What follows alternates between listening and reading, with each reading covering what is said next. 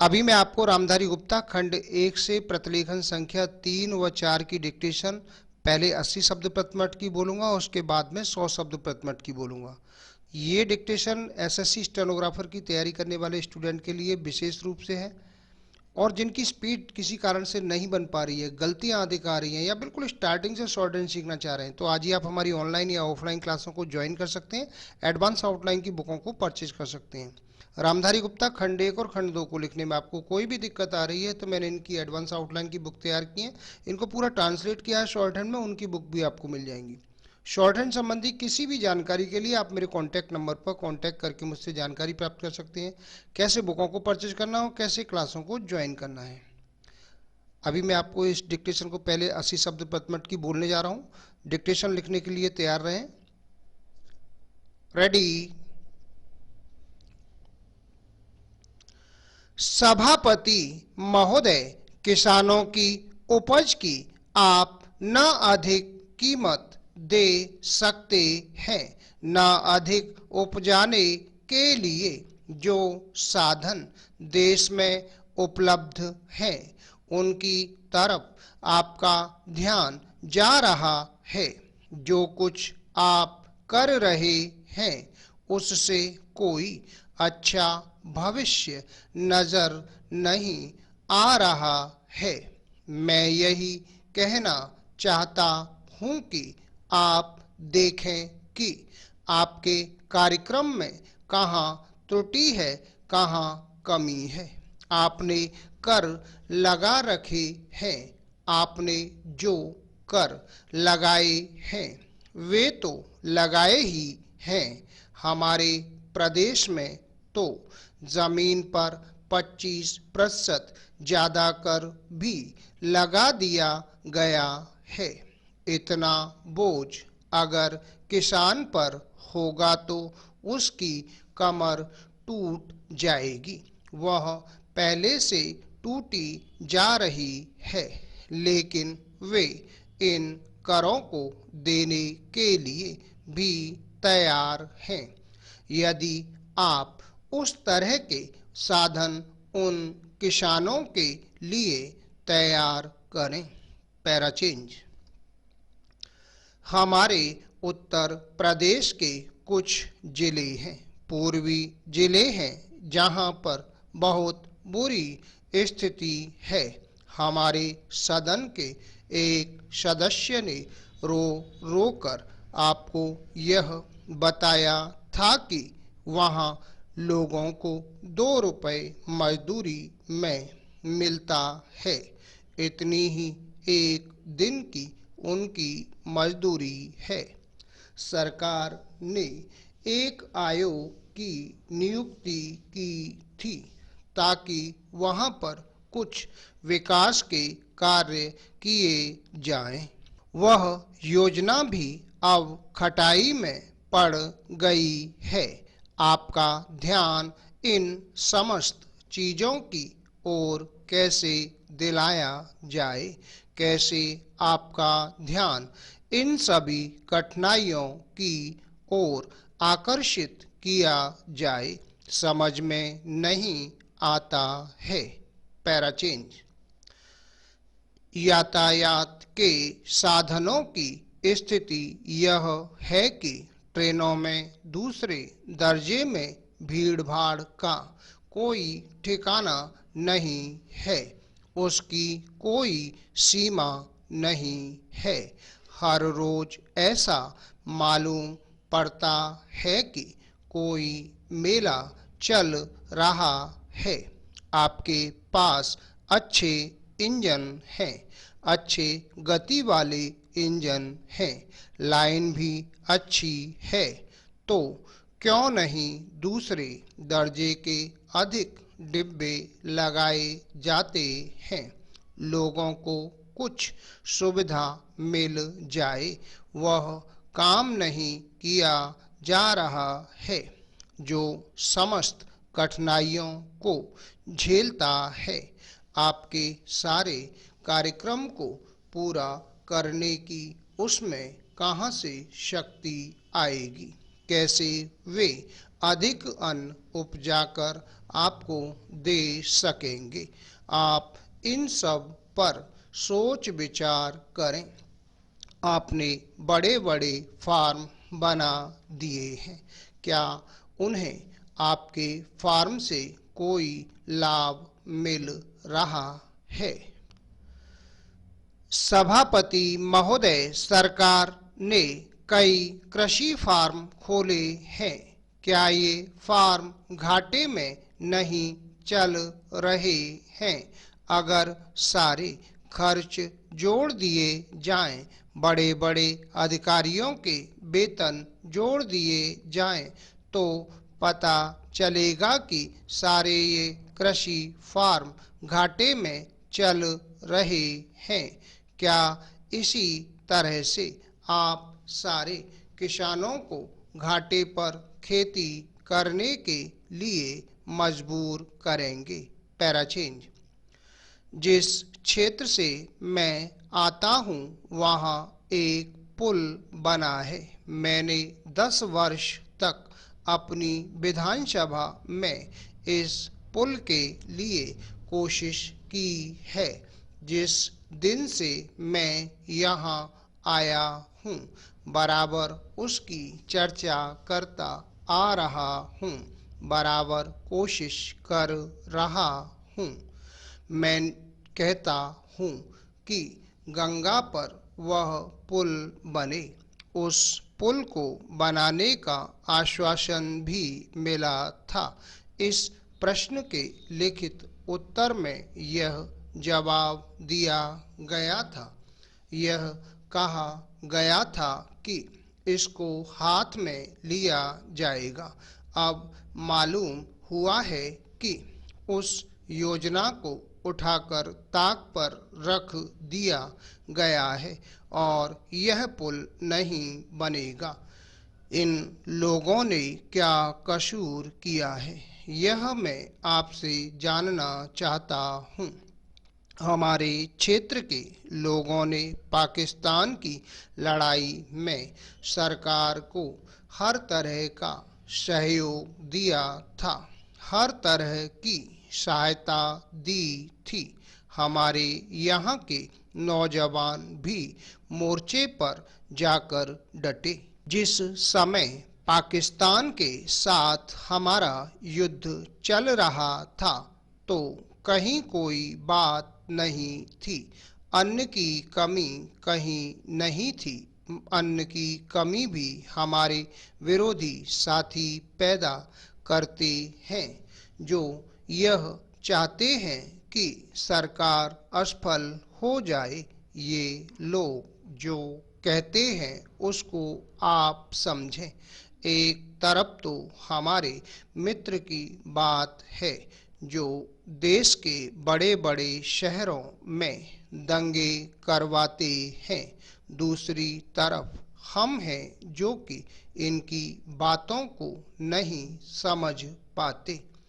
इनको सभी वे लोग मिल जाते हैं जो बेकार होते हैं या जो दंगे करवाने के लिए उत्सुक हैं। इसलिए सरकार का इन सारी चीज़ों की तरफ ध्यान जाना चाहिए और उसको सोचना चाहिए कि क्या तरीका इन सब से बचने का हो सकता है। एक ही तरीका हो सकता है कि इस देश में हर आदमी को काम मिले, देहात में लोगों को करने के लिए काम मिले और खादी कमीशन की जो योजना है और जो कि एक अच्छी योजना है वह ठीक तरह से चले। सौभाग्य से मैं आर्य समाज संगठन से संबंध रखता हूँ। Full stop. अब इसी डिक्टेशन को 100 शब्द प्रति से बोला जाएगा। डिक्टेशन लिखने के लिए तैयार रहें। रेडी। सभापति महोदय, किसानों की उपज की आप न अधिक कीमत दे सकते हैं, न अधिक उपजाने के लिए जो साधन देश में उपलब्ध हैं उनकी तरफ आपका ध्यान जा रहा है। जो कुछ आप कर रहे हैं उससे कोई अच्छा भविष्य नजर नहीं आ रहा है। मैं यही कहना चाहता हूँ कि आप देखें कि आपके कार्यक्रम में कहाँ त्रुटि है, कहाँ कमी है।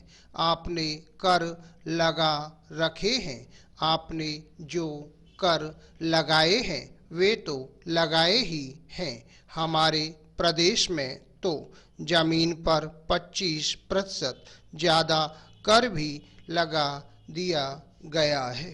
इतना बोझ अगर किसान पर होगा तो उसकी कमर टूट जाएगी। वह पहले से टूटी जा रही है, लेकिन वे इन करों को देने के लिए भी तैयार हैं। यदि आप उस तरह के साधन उन किसानों के लिए तैयार करें। पैराचेंज। हमारे उत्तर प्रदेश के कुछ जिले हैं, पूर्वी जिले हैं, जहां पर बहुत बुरी स्थिति है। हमारे सदन के एक सदस्य ने रो रो कर आपको यह बताया था कि वहां लोगों को 2 रुपये मजदूरी में मिलता है। इतनी ही एक दिन की उनकी मजदूरी है। सरकार ने एक आयोग की नियुक्ति की थी ताकि वहां पर कुछ विकास के कार्य किए जाएं। वह योजना भी अब खटाई में पड़ गई है। आपका ध्यान इन समस्त चीज़ों की ओर कैसे दिलाया जाए, कैसे आपका ध्यान इन सभी कठिनाइयों की ओर आकर्षित किया जाए, समझ में नहीं आता है। पैराचेंज।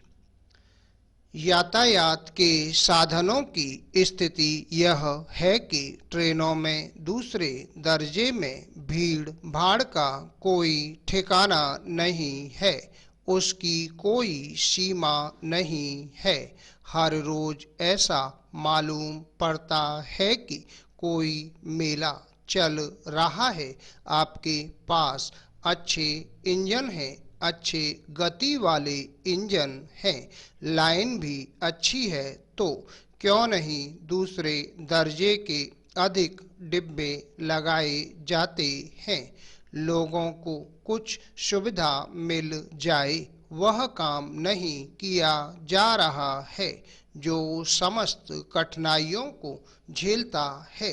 आपके सारे कार्यक्रम को पूरा करने की उसमें कहाँ से शक्ति आएगी, कैसे वे अधिक अन्न उपजाकर आपको दे सकेंगे। आप इन सब पर सोच विचार करें। आपने बड़े बड़े फार्म बना दिए हैं, क्या उन्हें आपके फार्म से कोई लाभ मिल रहा है। पैराचेंज। सभापति महोदय, सरकार ने कई कृषि फार्म खोले हैं, क्या ये फार्म घाटे में नहीं चल रहे हैं। अगर सारे खर्च जोड़ दिए जाएं, बड़े बड़े अधिकारियों के वेतन जोड़ दिए जाएं तो पता चलेगा कि सारे ये कृषि फार्म घाटे में चल रहे हैं। क्या इसी तरह से आप सारे किसानों को घाटे पर खेती करने के लिए मजबूर करेंगे। पैराचेंज। जिस क्षेत्र से मैं आता हूँ वहाँ एक पुल बना है।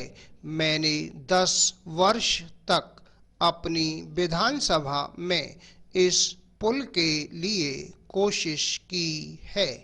जिस दिन से मैं यहाँ आया हूँ बराबर उसकी चर्चा करता आ रहा हूँ, बराबर कोशिश कर रहा हूँ। मैं कहता हूँ कि गंगा पर वह पुल बने, उस पुल को बनाने का आश्वासन भी मिला था।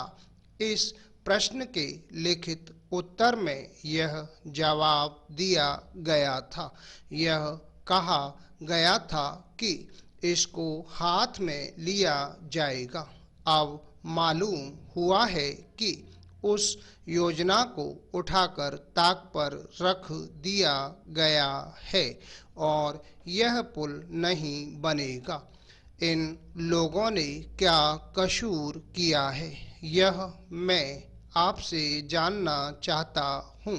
हमारे क्षेत्र के लोगों ने पाकिस्तान की लड़ाई में सरकार को हर तरह का सहयोग दिया था, हर तरह की सहायता दी थी। हमारे यहाँ के नौजवान भी मोर्चे पर जाकर डटे।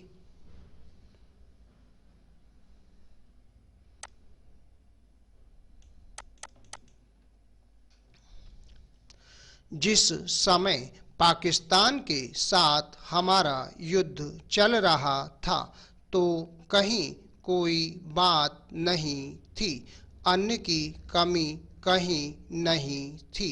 अन्न की कमी भी हमारे विरोधी साथी पैदा करते हैं, जो यह चाहते हैं कि सरकार असफल हो जाए। ये लोग जो कहते हैं उसको आप समझें। एक तरफ तो हमारे मित्र की बात है जो देश के बड़े बड़े शहरों में दंगे करवाते हैं, दूसरी तरफ हम हैं जो कि इनकी बातों को नहीं समझ पाते। इनको सभी वे लोग मिल जाते हैं जो बेकार होते हैं या जो दंगे करवाने के लिए उत्सुक हैं। इसलिए सरकार का इन सारी चीज़ों की तरफ ध्यान जाना चाहिए और उसको सोचना चाहिए कि क्या तरीका इन सब से बचने का हो सकता है। एक ही तरीका हो सकता है कि इस देश में हर आदमी को काम मिले, देहात में लोगों को करने के लिए काम मिले और खादी कमीशन की जो योजना है और जो कि एक अच्छी योजना है वह ठीक तरह से चले। सौभाग्य से मैं आर्य समाज संगठन से संबंध रखता हूँ। Full stop.